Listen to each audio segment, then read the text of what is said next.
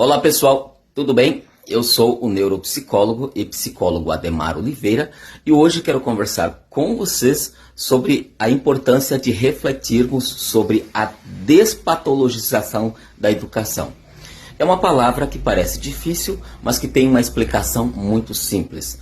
Quando nós pensamos em despatologizar a educação, nós estamos falando sobre a importância de não achar que tudo é doença, de que tudo é transtorno, de que tudo é uma questão física e de que tudo é uma questão emocional. Por que eu estou gravando este vídeo?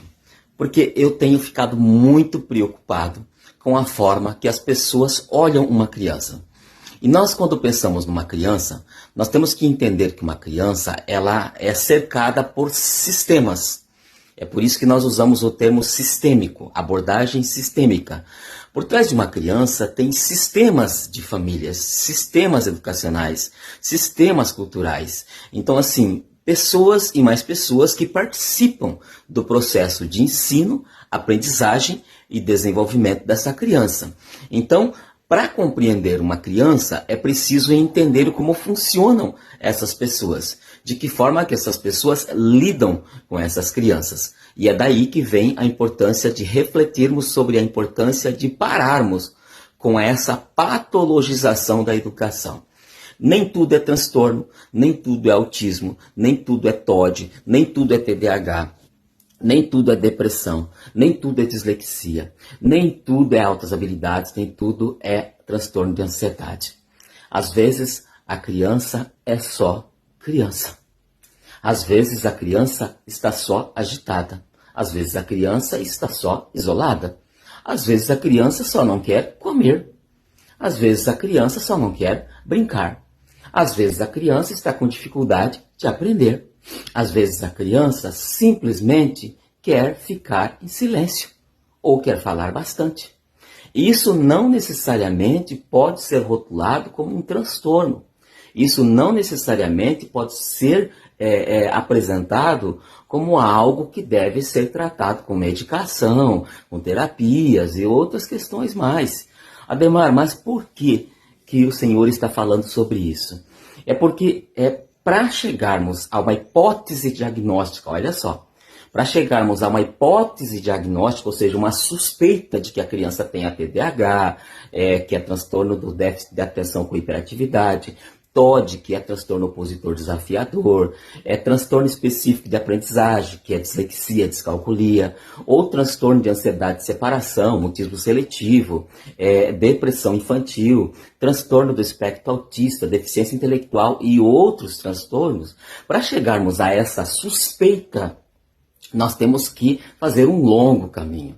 E esse longo caminho passa por uma análise sistêmica, criteriosa, cautelosa, ouvindo todas as pessoas que participam do processo de ensino, aprendizagem e desenvolvimento dessa criança e ouvindo outros profissionais que podem contribuir nesse processo de compreensão. Então, assim, quem são as pessoas que podem nos ajudar nessa compreensão de quem é essa criança que as pessoas estão suspeitando?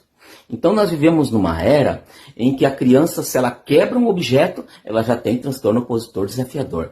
Se a criança faz um gesto de luta, já tem transtorno de conduta. Se a criança é agitada demais, já tem TDAH. Se a criança é quieta demais, já tem ali uma desatenção, que é um dos tipos de TDAH. Se a criança é seletiva com alimentação, não gosta de alface, de repente come couve, só porque ela não come alface, as pessoas já dizem que ela tem seletividade alimentar.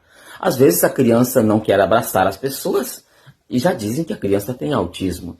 Então, gente, nós temos que pensar que para chegar a esses diagnósticos, nós temos que ouvir fonoaudiólogos, terapeutas ocupacionais, professores, auxiliares de vida escolar, diretores de escola, família, psicólogos, neuropsicólogos, neuropediatras, outros profissionais que atendem essa criança, para que essas pessoas possam dar também uma contribuição sobre aquilo que pode estar acontecendo na vida de uma criança.